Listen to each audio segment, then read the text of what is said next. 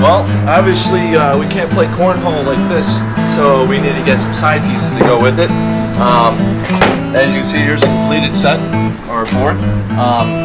You can see the side pieces are 3 1/4 in the front, by 11 1/4 in the back, and I have a 3 1/4 inch piece that goes on top of it, which adds up to 12 inches and 4 inches, which equals a 15-degree plane from front to back. So the next step in our process is getting that piece. So I have a piece that's 14 1/2 inches, which is 11 1/4 plus 3 1/4. So let me just measure this out. Okay. So we got 14 1/4, and that piece is marked, so we're going to take it over to the table saw to cut it.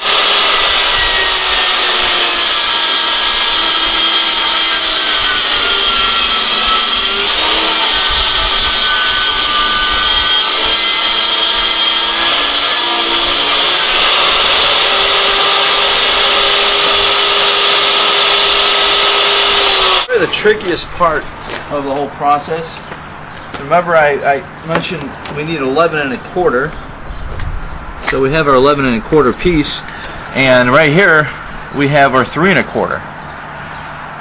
Okay, which adds up to both sides of the boards. So from here, so out of this one piece, basically, you're going to cut both sides. Correct. Okay. At a 15-degree angle. Right. So just to summarize, this piece is 3 feet long. And 3 feet long, 11 1/4 inches in the back, and 3 1/4 in the front.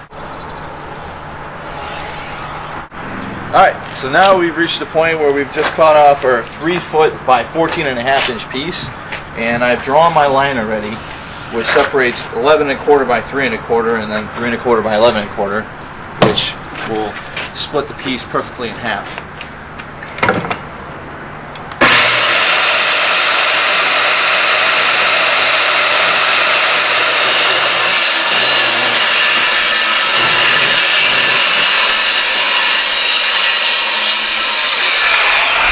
Voila! We have our 2 side pieces just like that. Alright, next step in the process is gluing down the seam of this so that I can put the side pieces on. And it just makes for a more stable, better quality design product.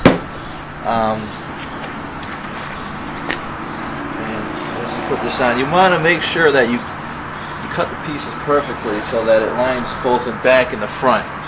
Now, why is it that you're gluing these on before cutting the front piece and the back piece? Because it seems like it'd be easier just to, pre-cut all the pieces and put it together.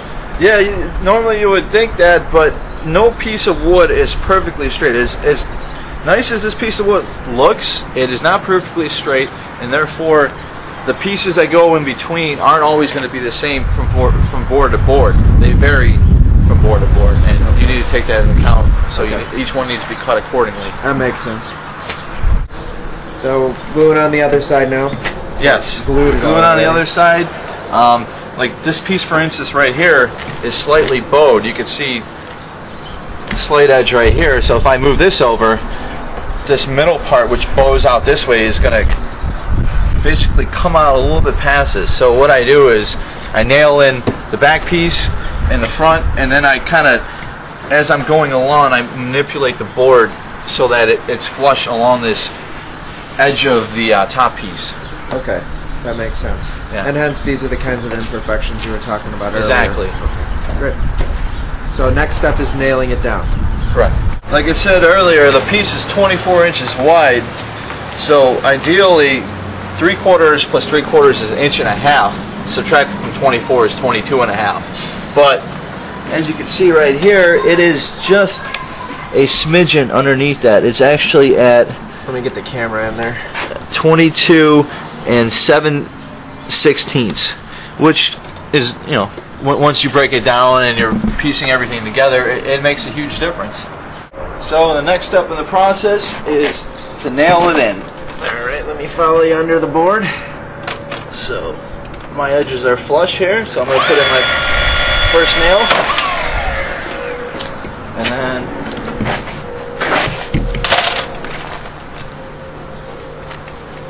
bag.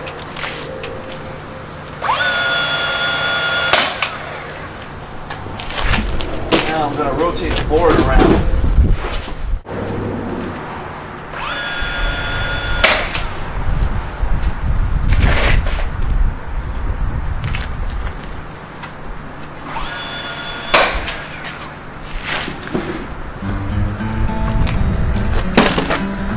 Now we just go down the line.